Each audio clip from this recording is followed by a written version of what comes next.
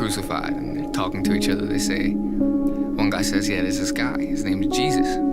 This dude was claiming to be the King of Kings. It was hysterical. He hung out with bums and, hookers and the low lives. He was claiming to be a King of Kings, a Lord of Lords. He's saying he's gonna bring down this temple. This guy was making no sense. I mean, he was so not a king. His friend says, I agree. He makes a joke. If he didn't die yesterday, he probably would have gave Caesar a run for his money. Everybody's laughing, they're punching each other. I guess we'll never know.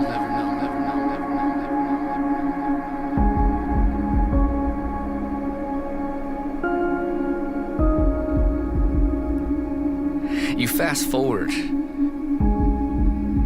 a few thousand years later, and people are walking the streets talking about their savior.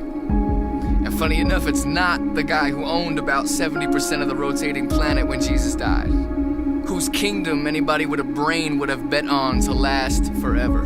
His face was on money. I mean, that's the definition of worldly power. Then this guy Jesus drops into history and claims, I'm the opposite of worldly power. I lay down every single bit of power that I have before people's feet. I'm a servant of people. I'm a servant of man. He turns to all of his followers. He says, blessed is the servant. In your weakness, that's when I become strong. That's when I become strong. He made himself so incredibly weak, so opposite of Caesar, so opposite what the world saw as power. And thousands of years later, this guy Caesar ends up being a page in a book. He's a page in a book, in a history book, that people will learn for about 15 minutes.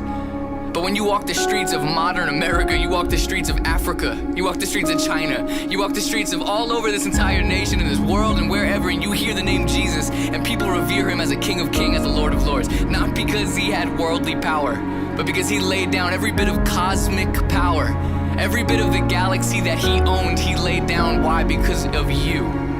Because of you, because he wanted to serve you, because he loved you so much. Talk about an upside down kingdom. Talk about his words reigning true. So every time I think about Christ's name, every time I think about myself and how I could be exalted, maybe I should start doing the opposite.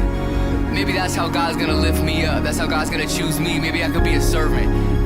Because my King, my Lord of Lords, made himself nothing and became everything. Made himself nothing and became everything. So when we come together, we should say, less of us and more of you.